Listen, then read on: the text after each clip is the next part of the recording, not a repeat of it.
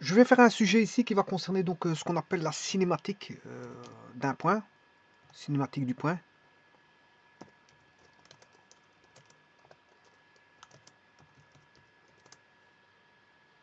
Pour l'étude des lois correspondant au mouvement de ce même point dans un environnement spatial. Donc j'ai bien dit environnement spatial. L'environnement est spatial. Bon, on peut connaître beaucoup de types de mouvements. Il y a le mouvement plan, mouvement sur une droite, mouvement circulaire, tralali, tralala. Bon, sachez que le mouvement peut être quelconque, etc., etc. Et ici, je vais me positionner. Bon, je ne sais pas si environnement c'est avec deux N. Environ. Bon, je vais le mettre avec deux N parce que je ne suis pas trop sûr de ça. Bon, vous corrigerez s'il y a une petite erreur là-dessus, dans ce mot, mais environnement, je ne sais pas s'il y a deux N ou pas. J'ai un doute. Voilà. Pas grave. Donc ici, je disais, on va étudier donc la cinématique du point dans un environnement spatial.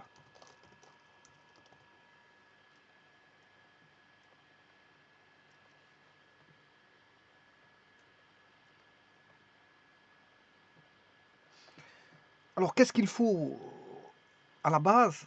Il faut du contenu déjà, il faut un contenu. Qu'est-ce que le contenu? Ben, il faut un contenant et un contenu. Le contenu, c'est l'espace. Et bien sûr, son contenu dans cet espace, ben, ce sera dans ce cas-ci un système que je vais isoler, que je vais considérer comme étant un point matériel. Un point matériel mobile. Alors pourquoi prendre comme système ce point matériel? Ben, c'est pour en faire l'étude et voir qu'est-ce qu'on peut étudier justement. Qu'est-ce qu'on peut étudier dans cet espace et ce point matériel, bien sûr, qui est mouvant. Mouvant, c'est-à-dire qu'il bouge. Il bouge. Alors qu'est-ce que c'est que bouger? Tout d'abord, quels sont, quel est l'aspect mathématique à mettre en place pour voir qu'un point matériel peut bouger? Alors nous sommes des êtres doués d'une certaine forme d'intelligence. Nous pouvons, par rapport aux animaux, interpréter de manière mathématique euh, voilà, ce qu'est un mouvement. Puisqu'en fait, il y a, on décrit par des équations, des lois que les êtres humains peuvent établir, qui existent, hein, qui préexistent dans la nature, voilà, et que l'être humain préexiste pour mieux comprendre son environnement, notamment euh,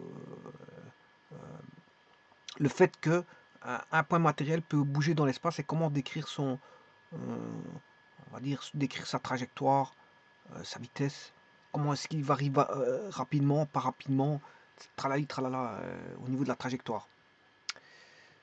Alors, déjà ici, il y a un contenant, le contenant c'est l'espace.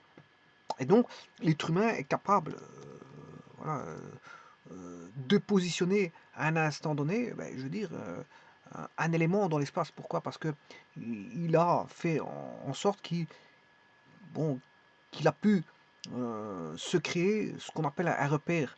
Ici, comme on est dans l'espace, un repère tridimensionnel. Donc le contenu, le contenant, c'est l'espace, et le contenu, c'est le point matériel. Et ce point matériel ben, va bouger. Et on va étudier justement tout ce qui est dans la faculté des êtres humains pour pouvoir établir des relations de ce mouvement. De ce mouvement. Alors, la première faculté que l'être humain a, bon, c'est de pouvoir placer ce qu'on appelle un repère. Et comme on est dans l'espace, ben c'est un repère tridimensionnel. Donc, euh, donc comment positionner un point dans l'espace? Ben, c'est de fixer euh, un repère tridimensionnel.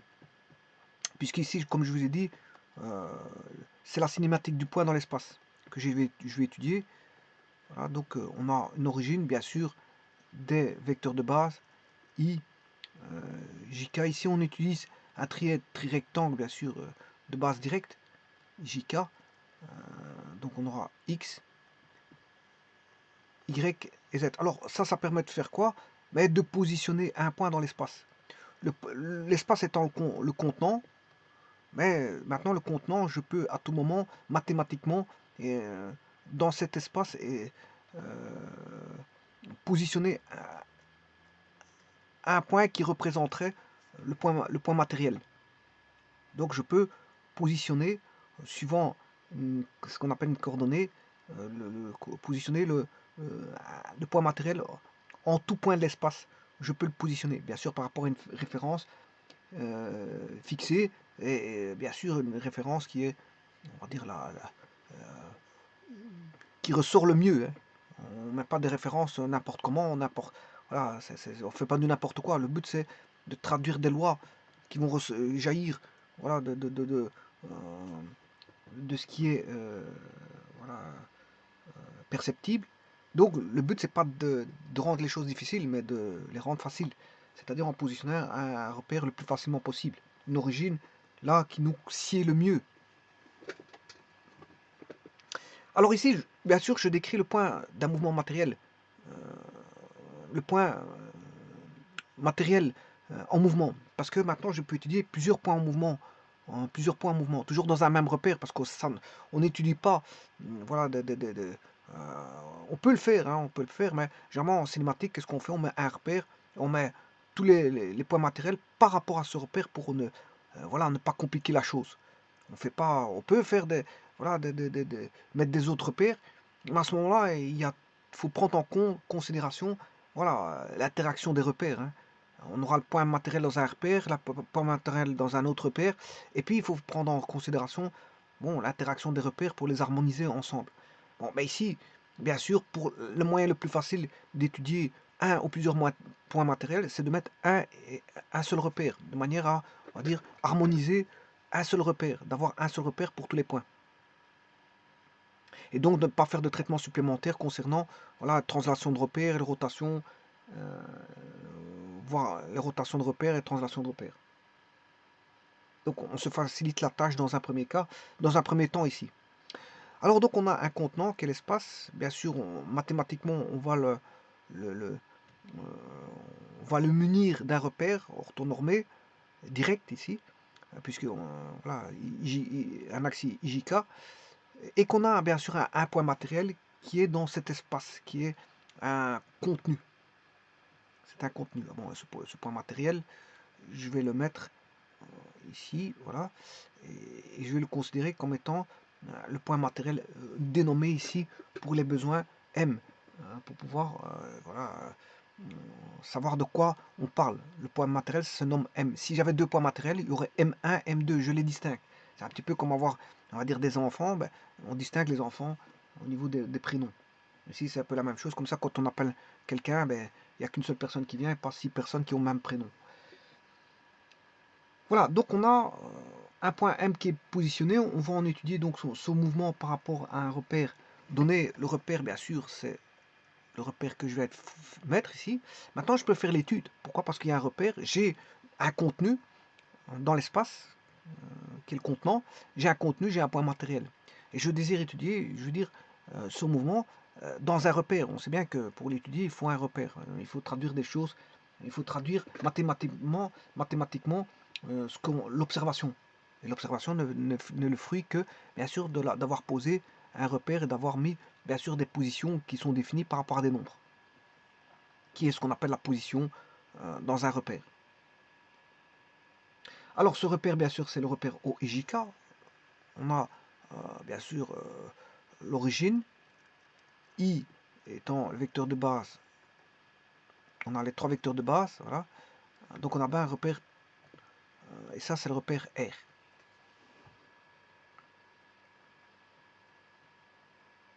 Alors maintenant, le tout c'est de savoir, le point il va se déplacer, hein. Le but c'est d'étudier, c'est pas, on n'étudie pas en cinématique, on n'étudie pas quelque chose qui est mobile, hein. La mobilité, ça s'étudie en statique, hein.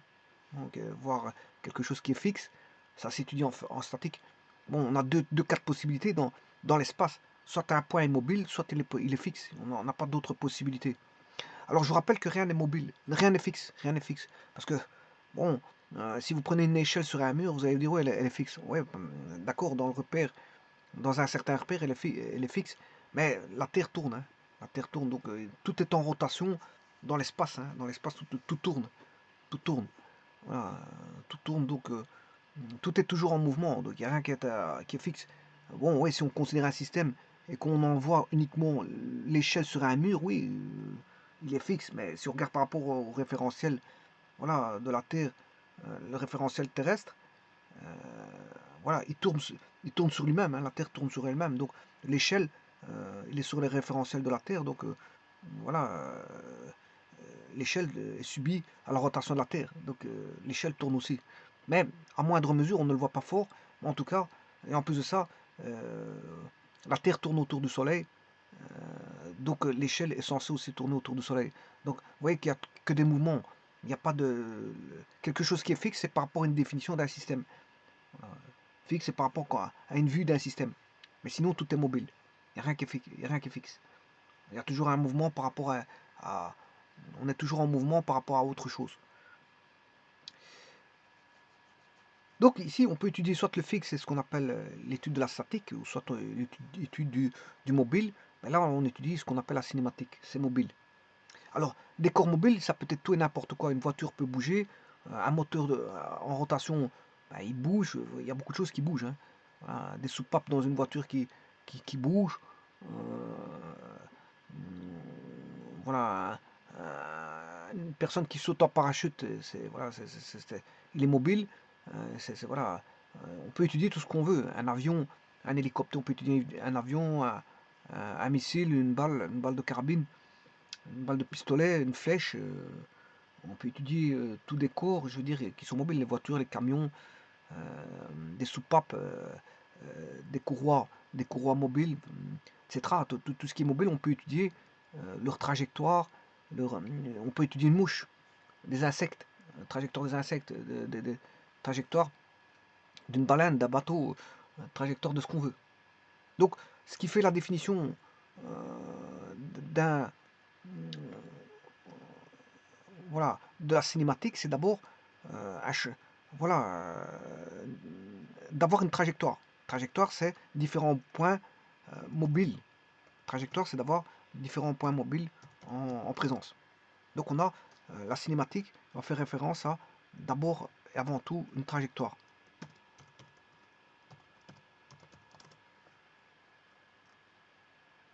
Alors je rappelle qu'il y a un repère, hein. Ne perdez pas de vue que tout va être assimilé à des mathématiques. Donc on aura une mathématique derrière, parce que le but c'est de comprendre la trajectoire et comment étudier la trajectoire. Donc tout sera mathématique donné par rapport à un repère. Alors je vais vous montrer comment on va rendre la chose mathématique pour pouvoir étudier tout ça. Mais avant toute chose, on a la trajectoire. Ensuite vient, il y a une forte notion, on n'a pas que, le problème c'est qu'on n'a pas que l'espace. L'environnement spatial est doué, bien sûr, est lié au temps.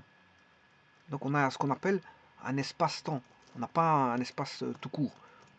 On a un temps, on a voilà, deux variables, on va dire, de contenant, on va dire, on a l'espace, et le temps est aussi, enfin le temps, voilà, ça se définit d'une certaine façon, mais en tout cas, le contenant, c'est l'espace, mais en tout cas, il est lié au temps. On a ce qu'on appelle affaire à un espace-temps.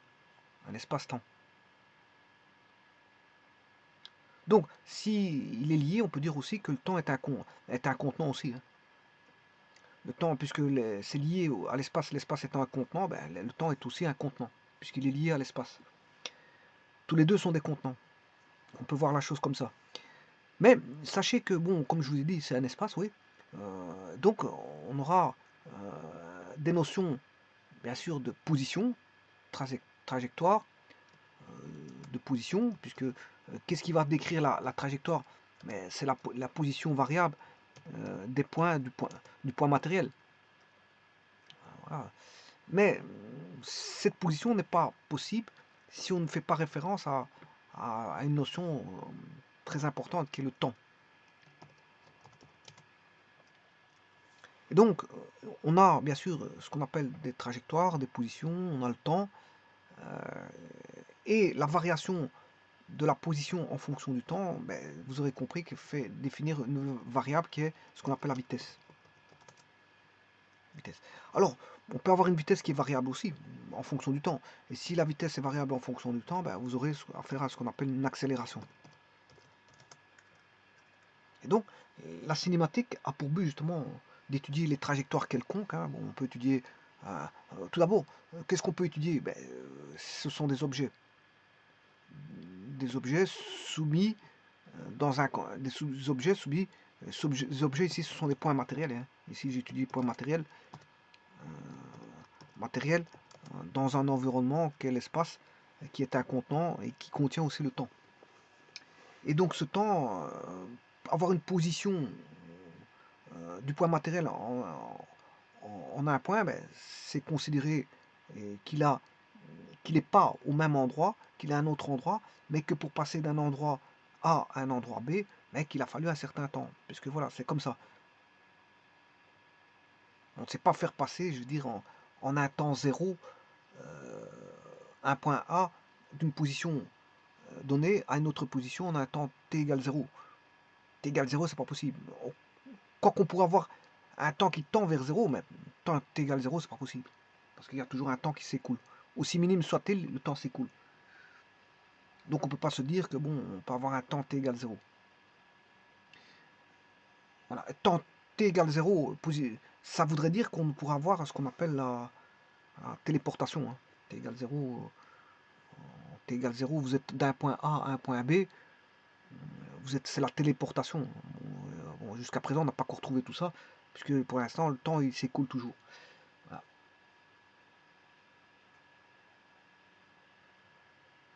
Maintenant, dans l'esprit, on peut faire une dans son esprit, on peut faire une téléportation. Voilà. Mais maintenant, une téléportation, ça voudrait dire que bon, on peut rêver. On peut rêver, on est dans un endroit, dans un rêve, puis on a un autre endroit. Bon, il n'y a pas eu de temps qui s'est écoulé entre la position d'un rêve donné et la position d'un autre rêve donné. Donc, quoique certains disent aussi que la télévision, c'est de la téléportation, mais c'est pas tout à fait vrai, parce que bon, le signal, il met quand même un certain temps pour arriver. Donc au bout du compte, il y a toujours un temps, voilà, il y a toujours un temps qui est présent. Il n'y a pas, je veux dire, un temps nul. Et donc le but de la cinématique, c'est d'étudier, je veux dire, ces différents éléments, un point matériel qui va changer de position. Donc elle va définir ce qu'on appelle une trajectoire, peu importe comment elle est, hein, circulaire, peut-être une droite, on peut avoir une parabole, on peut avoir une hyperbole, on peut avoir, voilà. La trajectoire, elle est ouverte à tout et n'importe quoi. Hein. Vous étudiez tout et n'importe quoi au niveau de la trajectoire. Et qui dit trajectoire dit courbe. Qui dit courbe dit bien sûr équation dans un repère. Équation dans un repère, tout bonnement. Et donc, moi ici, ce que je vais étudier, c'est une des notions de cinématique qui est la trajectoire et la position. Comment peut-on définir une trajectoire, une position de manière assez simple? Et je ferai des autres vidéos qui vont voir, bien sûr, les notions de vitesse et d'accélération. Parce que bon, il faut d'abord voir comment on peut mettre les choses en place pour une trajectoire avant d'émettre un quelconque avis sur la vitesse et encore moins sur l'accélération.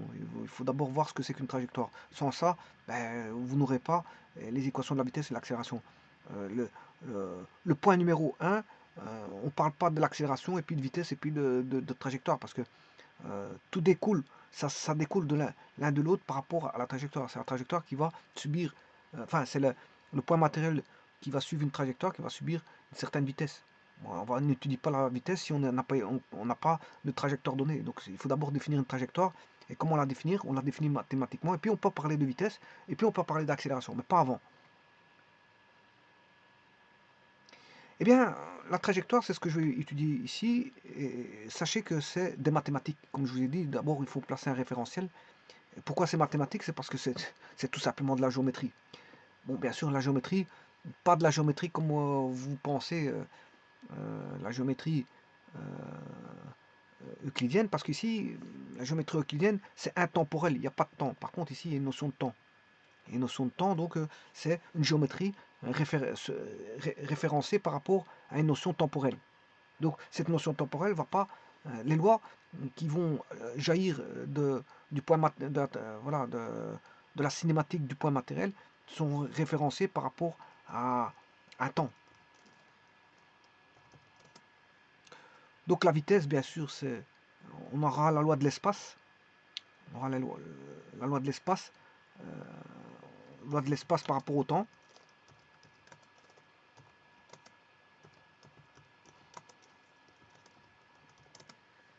On aura la loi de la vitesse par rapport au temps.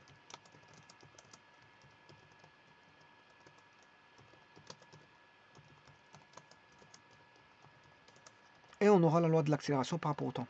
Et à côté de ça, bon, on peut étudier certaines choses que je vous montrerai par après.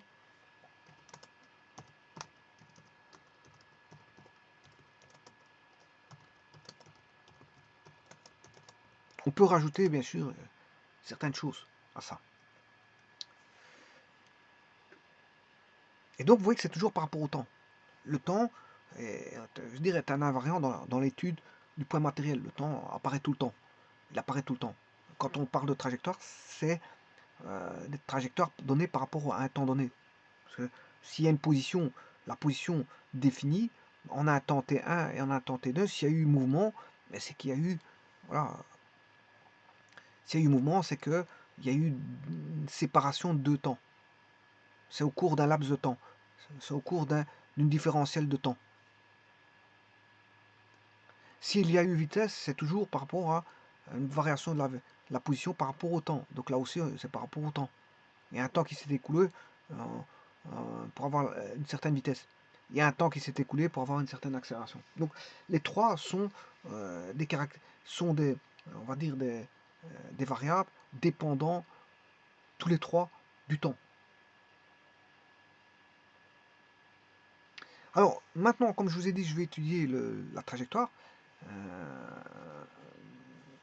Et la trajectoire, comment peut-on l'étudier? Ben, tout d'abord, je vous ai dit mathématiquement. Comment? Ben, en plaçant un repère.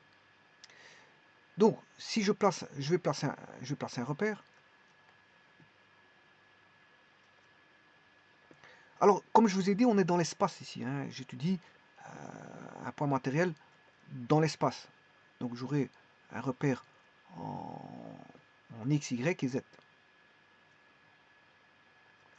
Voilà. Un repère étant posé, alors, pour ne pas encombrer, je ne vais pas mettre les...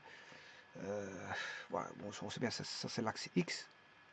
C'est un repère orthonormé direct, l'axe Y, et l'axe Z. Bon, et on a les vecteurs de base IJK. Hein, bon, vous comprenez qu'on a IJK, I, J et K. Les vecteurs de base de chacune de ce repère direct. Bien sûr, j'étudie le point matériel. Donc ce point matériel que je vais appeler M à l'instant T. Alors, il va subir une trajectoire. Cette trajectoire, peu importe, elle est comment. On va faire ça comme ceci. Hop. Supposons.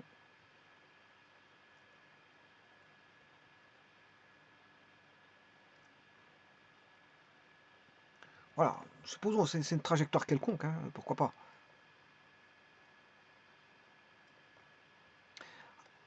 Pourquoi pas. Alors, pour montrer que le point a fait une évolution, je vais le mettre en un point. Bon, au départ, ce point, il est là. Il a évolué, donc il y a eu ce qu'on appelle une évolution. On a eu une évolution, bien sûr, l'évolution de quoi? Ben, du temps, tout d'abord du temps. Je vous ai dit que le temps évolue. Et bien sûr, qu'est-ce qui a évolué? Ben, c'est la position. La position a évolué. Donc on a ce qu'on appelle ici une trajectoire que je vais appeler taux ou phi. Phi étant la trajectoire. On a une trajectoire quelconque. J'aurais pu mettre un cercle, j'aurais pu mettre une droite. Bon, je l'ai prise quelconque. Donc qu'est-ce que c'est que la trajectoire? La trajectoire, c'est un lieu. Vous aurez compris que c'est des mathématiques parce que la trajectoire, c'est le lieu géométrique des positions successives occupées par le point mobile M. Donc le point mobile M va, va avoir successivement, en fonction du temps bien sûr, une occupation, une occupation voilà, dans l'espace. Elle a une occupation. Donc quand je dis une occupation, vous voyez bien que le point matériel est un, on va dire, un contenu du contenant de l'espace, puisque je parle d'occupation. Quand on occupe un lieu, on occupe, voilà, occuper, ça veut dire que il est inséré dans un milieu, et le milieu c'est l'espace ici. Donc le point M va être, va prendre des positions successives, bien sûr occupées par le point mobile, et ça c'est le lieu géométrique.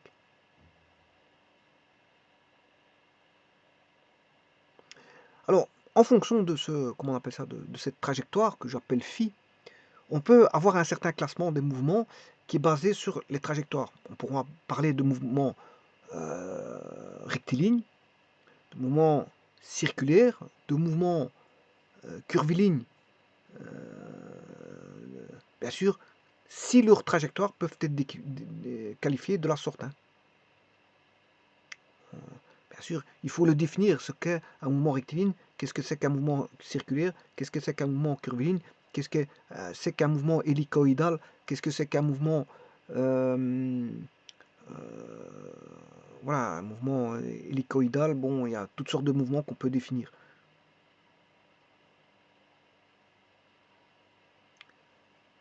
Alors, si la trajectoire est dans un plan, ou sur une surface,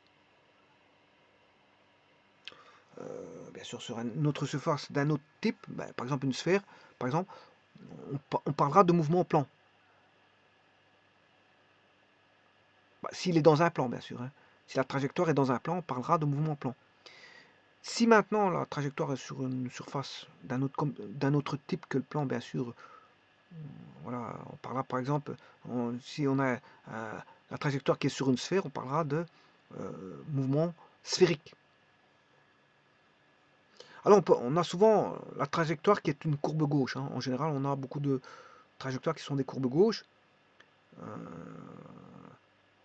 Et maintenant, le tout, c'est de définir par rapport à toutes ces trajectoires que je viens de vous citer, par rapport à un mouvement plan, un mouvement hélicoïdal, un mouvement sphérique, un mouvement rectiligne, un mouvement qu'il soit plan ou pas, on s'en fout. Voilà, c'est comment définir voilà, la position géométrique. La position géométrique. Bon. Et c'est là que les mathématiques commencent à arriver. La première des choses, c'est que dans mon repère, bien sûr, j'ai oublié mon origine, on va tout définir par rapport à l'origine.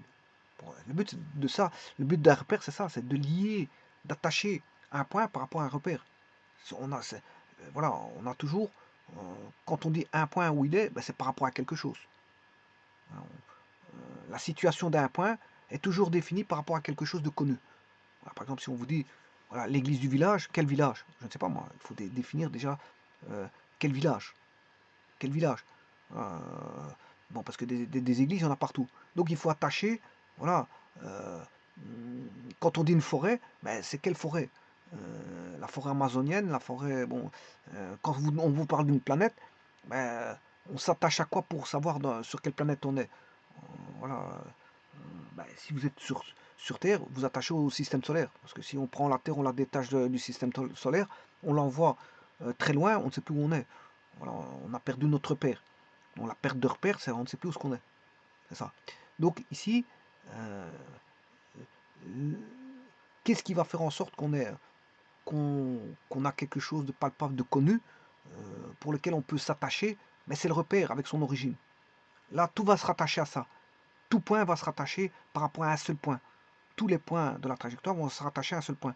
Donc, on ne va pas définir M par rapport à un point O, puis M par rapport à un point O', puis M par rapport à un point O seconde. Non, on va définir M par rapport à un point O, mais on va définir un autre point de la trajectoire phi, M' par rapport toujours à ce même point O.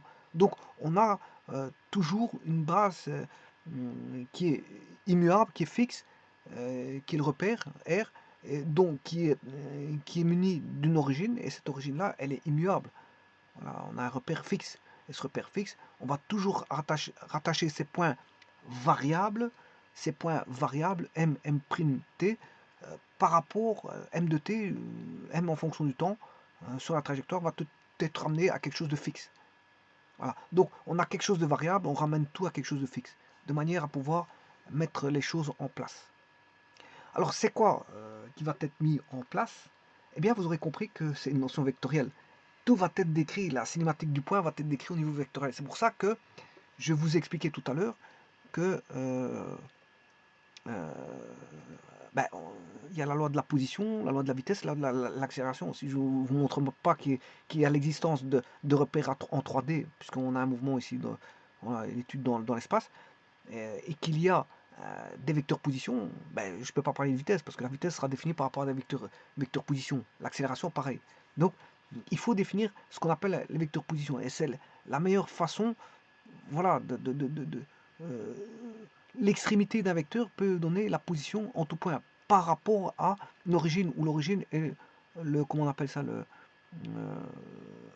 une origine du vecteur qui est l'origine du repère.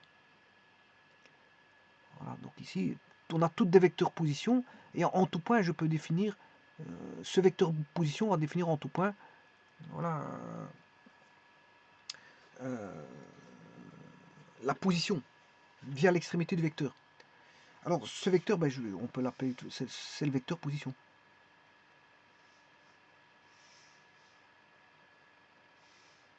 Alors, j'aurai le vecteur OM qui est ici, puis il sera en position ici. Bien sûr, à un temps donné, T1, voilà, en T2, le vecteur position sera ici, et en T3, bon, il sera en M'.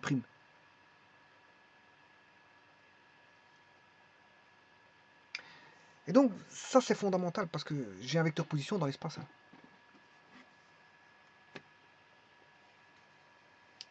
J'ai un vecteur position dans l'espace. Et toute l'étude va se faire par rapport à la position, bien sûr, du mobile, que j'appelle M, au travers d'un point matériel, sera déterminée à chaque instant par sa coordonnée vectorielle. Et j'ai bien dit coordonnée vectorielle. Et bien sûr, sa coordonnée vectorielle, je peux la définir à l'aide d'une fonction vectorielle.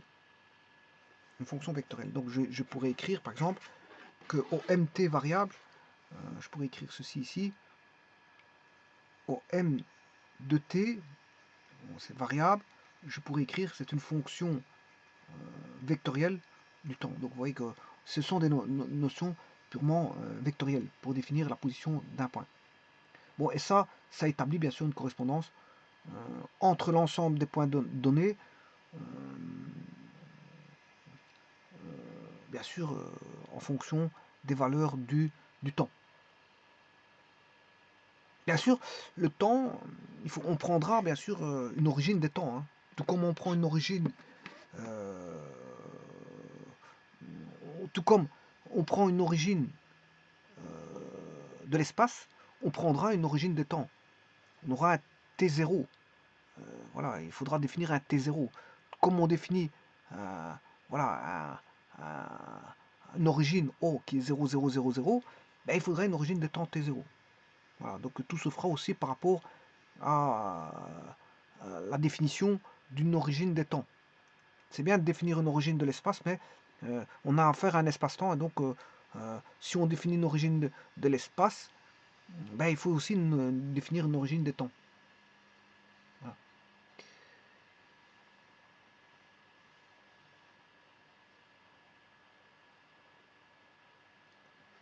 Alors, bien sûr, M de t n'est rien d'autre que l'écriture d'un vecteur. Je vais l'écrire, M de t, c'est, si je devais écrire ceci, c'est f de t, bien sûr, c'est une fonction.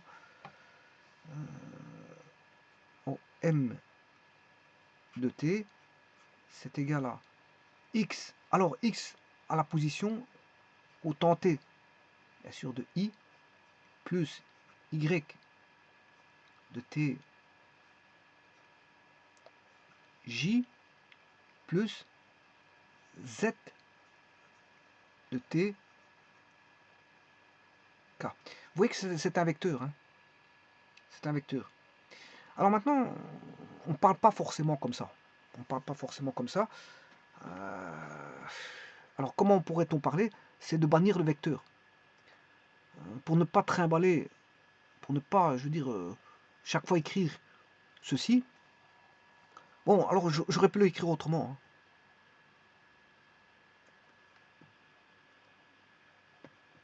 J'aurais pu l'écrire autrement. J'aurais pu l'écrire OM est égal en composante. C'est les composantes, attention, c'est comme si j'écrivais xt de i, yt de j, plus zt de k. Voilà, attention à ça. Voilà, c'est une façon d'écrire autrement. Voilà, les vecteurs sans mettre ijk. Bon, c'est une facilité d'écriture.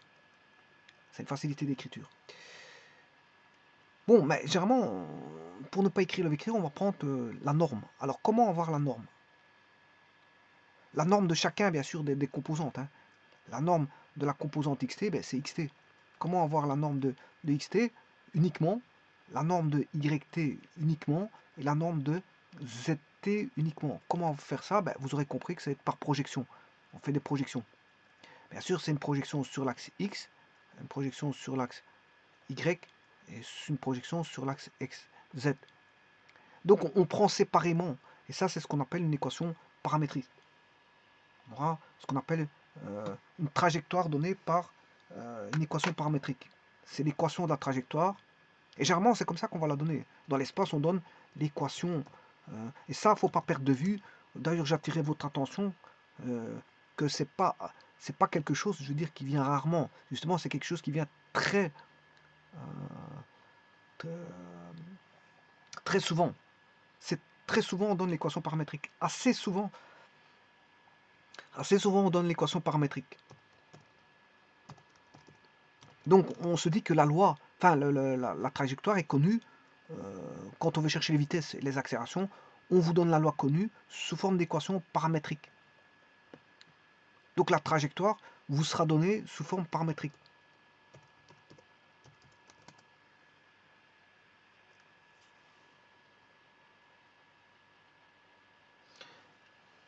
Bon, bah maintenant, si vous avez déjà fait des mathématiques, bon, et en mathématiques, on voit bon, les équations paramétriques. Et bien sûr, vous n'êtes pas obligé de travailler en équation paramétrique.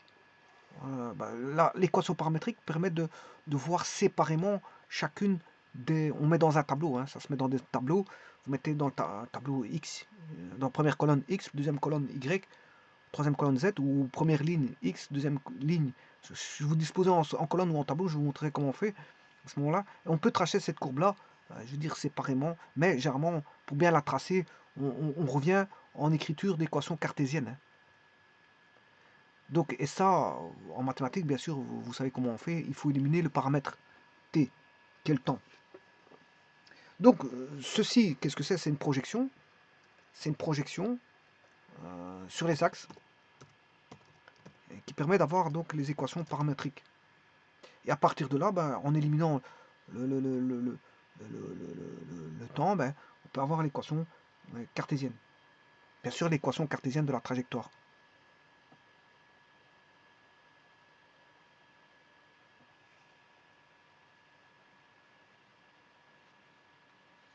Voilà, donc ce qu'il faut retenir ici, c'est qu'une seule chose. Je terminerai avec ceci en vous disant que dernière chose à dire par rapport à ça, c'est que on va pas regarder chacun des points. Hein. On va pas commencer à étudier chacun des points de la trajectoire. Ce qu'on va se dire, c'est de se dire qu'on va étudier par exemple par rapport à un écart de temps. Un écart de temps. Donc ici, pour étudier par rapport à un écart de temps, on va se dire, bon, on veut... le mobile a commencé son trajet en mt, voilà, je fixe une origine de départ. Voilà, supposons qu'il a commencé ici sa trajectoire, et on veut étudier sa trajectoire jusqu'ici. Alors, pour ça, il n'y a que deux points qui m'intéressent. Deux points qui m'intéressent. Voilà, il n'y a que deux points qui m'intéressent. Et donc, je vais créer non pas toute une panoplie de temps, mais un écart de temps. Et donc, si là on a t, je vais considérer que l'écart de temps entre t, entre la position du point matériel M et la position du point matériel en M', on va dire en M', c'est M, hein, c'est le mobile M, mais en position M', on va dire ça comme ça. Voilà. Donc ici, qu'est-ce qu'il va faire? Ben, on va considérer un delta T. Voilà, donc on ne va pas étudier toute une panoplie de temps entre M et M', mais tout simplement parler d'un temps de départ qui était et d'un temps d'un écart de temps par rapport au temps de départ. Donc on parlera de T plus delta T. Alors maintenant, pour étudier ça facilement, il y a encore moyen de peaufiner les choses pour étudier facilement ça. C'est de parler tout simplement, on fera référence aux arcs. On va étudier les arcs. Voilà, on aura, par rapport à cette courbe, on va étudier par rapport aux arcs.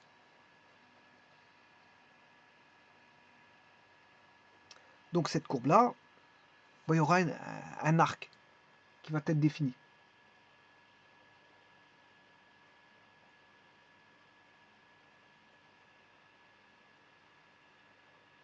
Alors je peux définir un arc. Voilà, un arc. Voilà, ça c'est un arc. Donc on peut étudier par rapport aux arcs.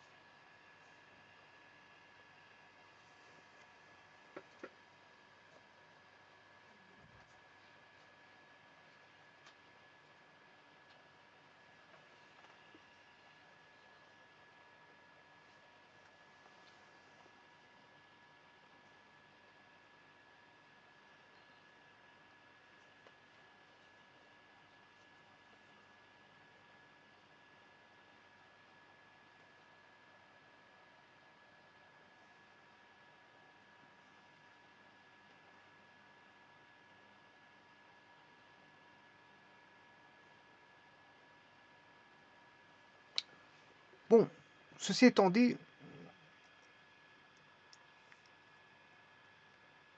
ça c'est l'étude de la trajectoire.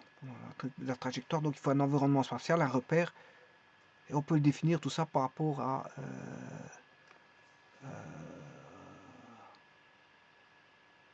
un vecteur de OM qui est un vecteur position. C'est par rapport à un vecteur position. Et par rapport à ce vecteur position, on en fait une projection pour avoir l'équation paramétrique. Et ayant l'équation paramétrique, vous pouvez passer en équation, en éliminant bien sûr le temps, on peut repasser en équation cartésienne.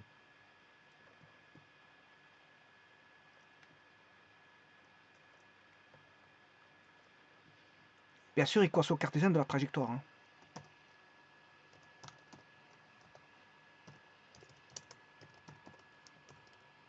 Et alors on peut étudier par rapport aux arcs. Et ça, je le verrai en temps voulu. Comment on étudie par rapport aux arcs.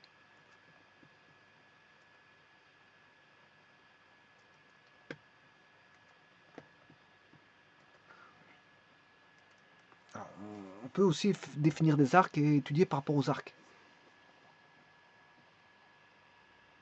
Donc dans ce cas-là, vous avez l'équation paramétrique par rapport. Vous voyez que le vecteur position, ben, le vecteur position et tout ça, par rapport à un vecteur position.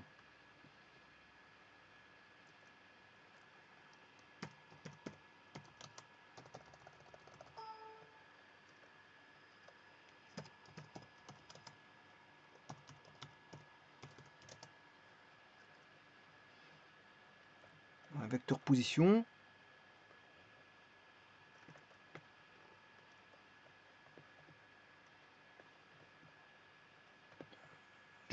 On fait une projection sur l'axe, différents axes du repère, le tri-rectangle. Une fois qu'on a fait la projection dans le repère, ben, j'en tire les équations paramétriques. Une fois qu'on a les équations paramétriques, à ce moment-là, on élimine le temps. Bien sûr, pour le passage de la valeur, il faut éliminer le temps. Le paramètre temps. Une fois qu'on a éliminé, ben, à ce moment-là, on a les équations de la trajectoire, vues sous forme soit d'équations paramétriques, ou soit d'équations cartésiennes. Et là, on a la trajectoire.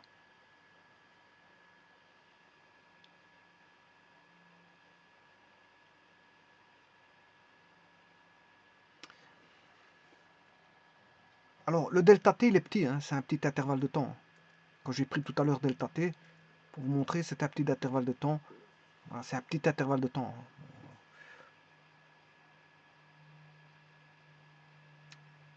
Donc, étudier la cinématique au travers de la trajectoire, ben, c'est d'abord étudier quoi bien sûr, la cinématique du point dans un environnement spatial, c'est étudier le vecteur position et son équation paramétrique et bien sûr son équation cartésienne. Je vous remercie.